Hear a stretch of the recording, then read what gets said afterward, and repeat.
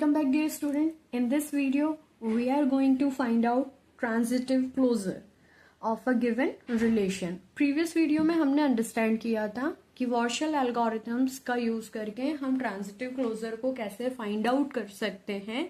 तो जिसे हमने एग्जाम्पल के थ्रू अंडरस्टैंड नहीं किया था, बट उसमें हमने थ्योरेटिकल पोर्शन कवर करा था, तो जिसमें हमने अंडरस्टैंड किया था कि ट्रांजिटिव क्लोजर एक्चुअली होते क्या हैं, किस तरीके से हम उसे क्रिएट कर सकते हैं, और डायनेमिक प्रोग्रामिंग अप्रोच का यूज करके आप वॉर्शल एल्गोरिथम को किस तरीके से परफॉर्म कर सकते हैं. राइट, जिसमें मैंने आपको ये भी बताया था कि हमारे पास अगर एग्जाम में क्वेश्चन कंस्ट्रक्ट होता है to find out transitive closure, तो वो किस तरीके के हो सकते हैं. तो हमने दो तरीकों के क्वेश्चंस को डिस्कस किया था, जिसमें से हम एक केस ले रहे हैं और इसके एग्जाम्पल को प्रॉपरली डिटेल में अंडरस्टैंड करेंगे. ठीक है, तो यहाँ पर देखिए क्या गिवन है आपके पास. Find the transitive closure of the relation. यहाँ पर आपके पास मल्टीपल रिलेशन गिवन है एक पर्टिकुलर सेट के लिए, जिसमें टोटल एलिमेंट्स कितने हैं आपके, 4 एलिमेंट है. ठीक है, तो हम क्या करते हैं, सबसे पहले एक मैट्रिक्स जनरेट कर लेंगे, क्योंकि ग्राफ के पाथ फाइंड आउट करने के लिए आपको क्या बनाना होता है, एक मैट्रिक्स. क्योंकि यहाँ पे कौन सी टर्म गिवन है, ट्रांजिटिव क्लोजर. राइट, और जिससे हमने प्रीवियस वीडियो में डिटेल में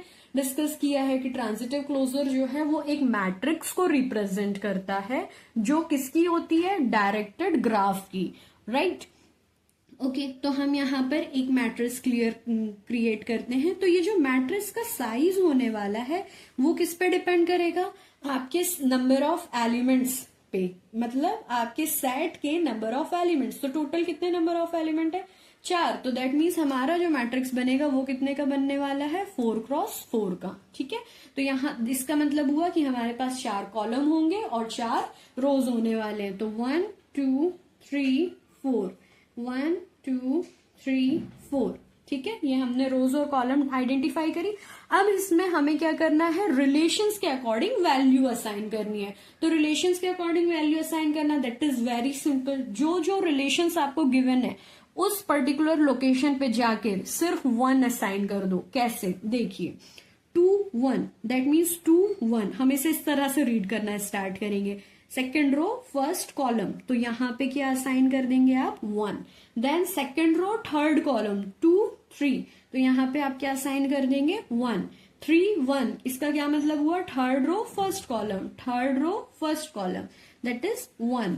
third row fourth column, third row and fourth column, fourth row first column, fourth row first column, fourth row third column, fourth row third column. ठीक है, इतने ही आपके पास relations given थे. 1 2 3 4 5 6, 1 2 3 4 5 6.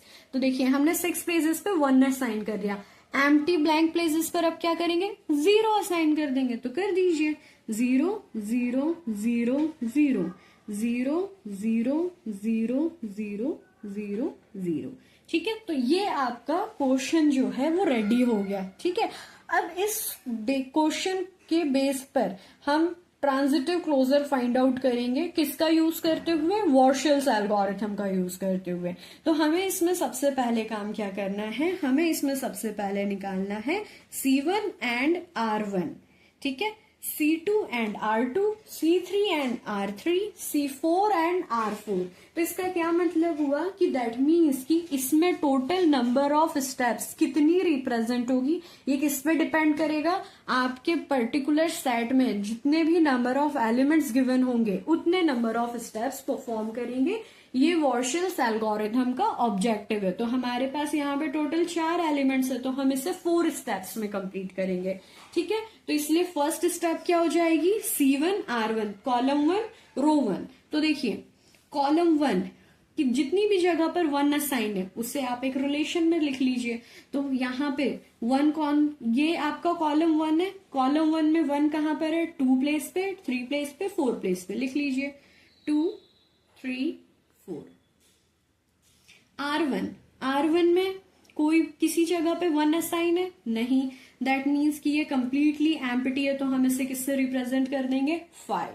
फाइन, जैसे ही आपने C1 और R1 क्रिएट किया, second step आपकी आती है C1 cross R1 find out करना है. हमें क्या करना है, कॉलम मल्टीप्लाई बाय रो. तो कॉलम मल्टीप्लाई बाय रो, तो यहाँ पर देखिए और एक रो की जो वैल्यू है वो कंप्लीटली क्या आ रही है 5, तो इनका जो फाइनल रिजल्ट आएगा वो भी क्या आने वाला है आपके पास 5, ठीक है, क्योंकि कोई वैल्यू हमारे पास यहां नहीं है। तो that means step 1, step 2 and third step is no new addition. No new addition. No new addition का क्या मतलब है ये अभी हम आगे समझेंगे कि एडिशन हम किस तरीके से परफॉर्म करते हैं, ठीक है। तो C1 R1 परफॉर्म हो गया, अब हम क्या परफॉर्म करेंगे आपका C2 एंड R2, ठीक है। सिर्फ ये 3 स्टेप बस हमें फॉलो करना है, सिंपल। तो C2 इज सेकेंड रो, कोई भी वैल्यू है नहीं, तो यहां पर क्या आ गया आपके पास 5। अब R2 में कहां पर 1 है 1 एंड 3, तो लिख लीजिए 1 and 3, okay.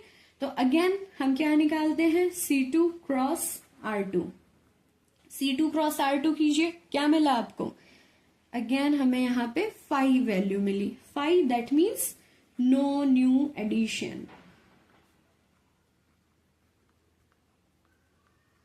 Then C2 R2 हो गए, अब हम किसे फाइंड आउट करेंगे C3 R3 को, तो हम इससे नेक्स्ट लिख लेते हैं C3 R3।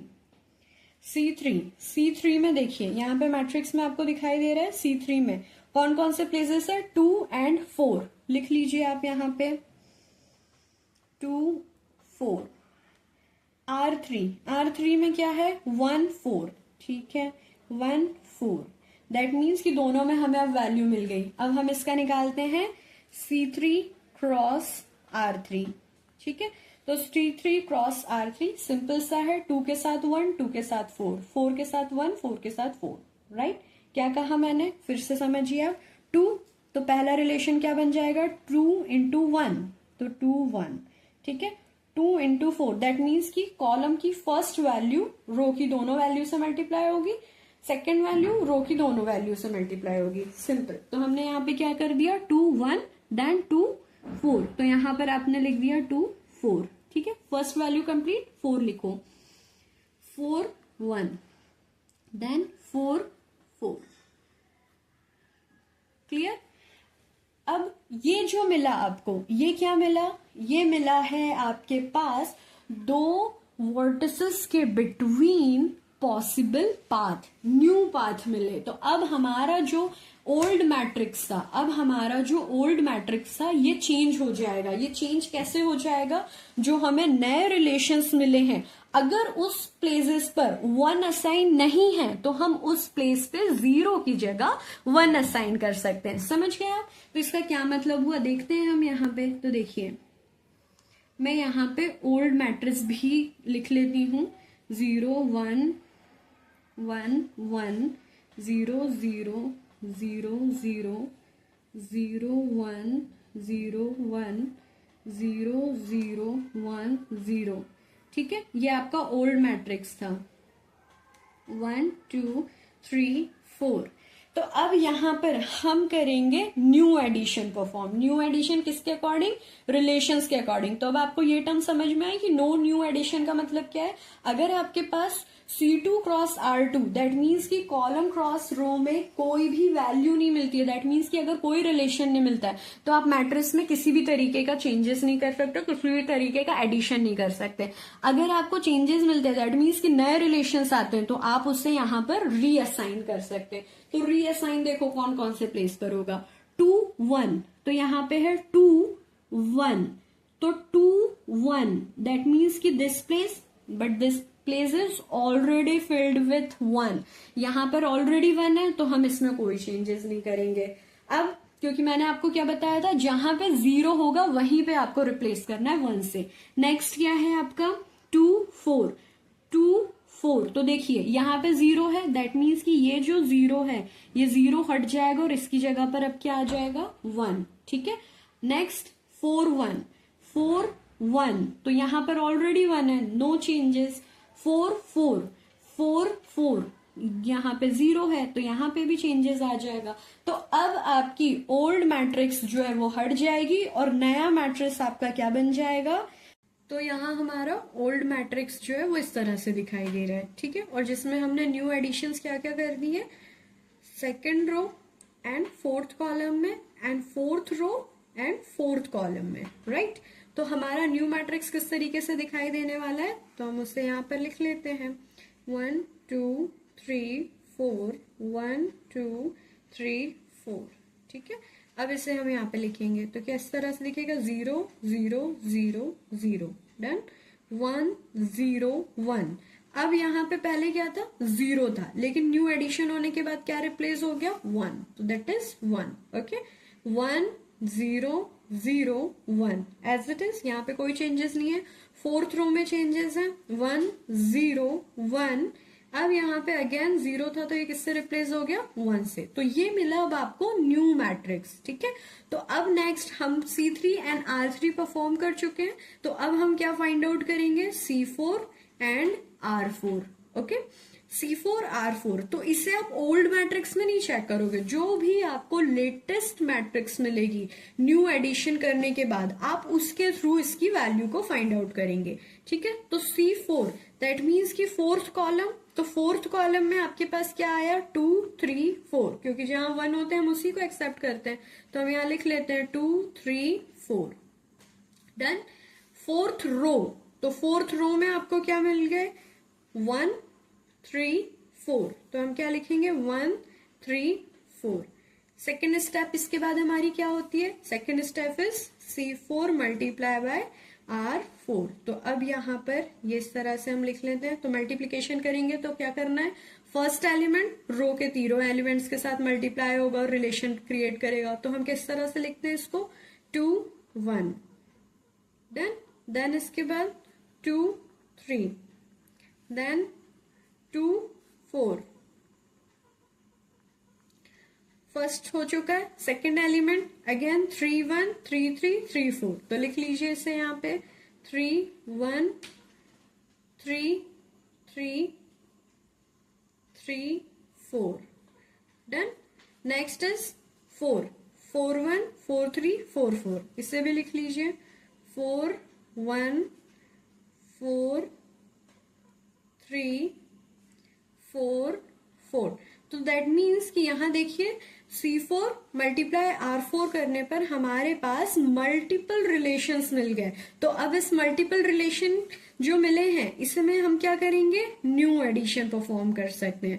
अब ये न्यू एडिशन आपका जो भी करंट मैट्रिक्स है उसमें परफॉर्म होगा, तो ठीक है। तो अब हमारा नया मैट्रिक्स क्या बनेगा, तो मैं अगेन यहाँ पर ओल्ड मैट्रिक्स जो है वो लिख लेती हूँ, तो ओल्ड, जिससे हमें समझने में आसानी होने वाली है।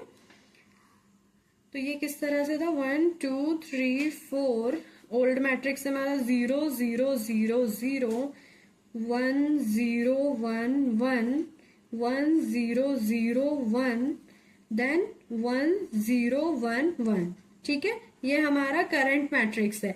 अब हम इस रिलेशंस के अकॉर्डिंग न्यू एडिशंस परफॉर्म करेंगे। तो न्यू एडिशन जब परफॉर्म करते तो हमने क्या किया था, जब हमने C3 और R3 परफॉर्म किया था, जो भी जीरो के प्लेसेस पर वैल्यू थी, जो भी जीरोस थे उसे हमने रिप्लेस किससे कर दिया था, 1 से, क्योंकि अगर सपोज 1 अवेलेबल है तो हम 1 को रिप्लेस नहीं करते हैं, तो हमें यहाँ पर किसे रिप्लेस करना होता है, 0 को, डन। तो ये किस तरह से आप निकालते हो, 2 1, तो यहाँ पे सेकेंड रो फर्स्ट कॉलम 2 1, तो 2 1 ऑलरेडी यहाँ पर 1 है, दैट मीन्स हम इसमें कोई भी चेंजेस नहीं करेंगे। मैं इसे यहाँ पे मैट्रिक्स को फॉर्म कर देती हूँ और फिर इसके बाद हम इसमें वैल्यूज जो है असाइन करते हुए चले आएंगे, ओके।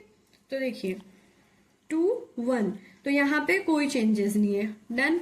देन इसके बाद 2 3 2 3, तो 2 3, तो यहां पर भी ऑलरेडी 1 है तो इसमें भी कोई चेंजेस नहीं आएंगे। 2 4 ऑलरेडी यहां पर भी वैल्यूज अवेलेबल है 1 की, तो रिप्लेस नहीं कर सकते। नेक्स्ट रो में आ गए आप, थर्ड रो में 3 1 ऑलरेडी अवेलेबल है। 3 3, तो यहां पर देखिए आपको क्या मिल गया, 0, तो ये जो 0 है वो किससे रिप्लेस होना चाहिए, 1 से, ठीक है। अब नेक्स्ट क्या है, अब आपका ये भी हो गया हमारा, ये भी डन हो गया। 3 4, तो यहाँ पे 3 4 पे ऑलरेडी 1 है तो इससे भी चेंजेस नहीं परफॉर्म करेंगे। अब क्या आया आपके पास, 4 1 ऑलरेडी 1 है, नो चेंजेस। जो डन होते जाए उस पे मार्क करने से हमें कंफ्यूजन नहीं होगा कि हमने किसी रिलेशन को छोड़ तो नहीं दिया, ठीक है। 4 3 ऑलरेडी 1 अवेलेबल है, 4 ऑलरेडी 1 अवेलेबल है। दैट मीन्स कि यहाँ पे सिर्फ एक न्यू एडिशन बस परफॉर्म हो रहा है एक सिंगल प्लेस पे, तो इसे लिख लेते हैं हम 0 0 0 0 डन। फिर यहाँ पे क्या आ गया 1 0 1 1, नेक्स्ट 1 0। अब यहाँ पे 3 प्लेस पर चेंजेस हुए हैं तो 0 के प्लेस पर क्या आ जाएगा 1 1, नेक्स्ट इज 1 0 1 1। तो ये है आपका फाइनल ट्रांजिटिव क्लोजर मैट्रिक्स, जिसमें हमारे पास वॉर्शल एल्गोरिथम का यूज करके हमने पेयर ऑफ वर्टेक्स के पॉसिबल रिलेशंस को रिप्रेजेंट किया है। Okay, thank you so much.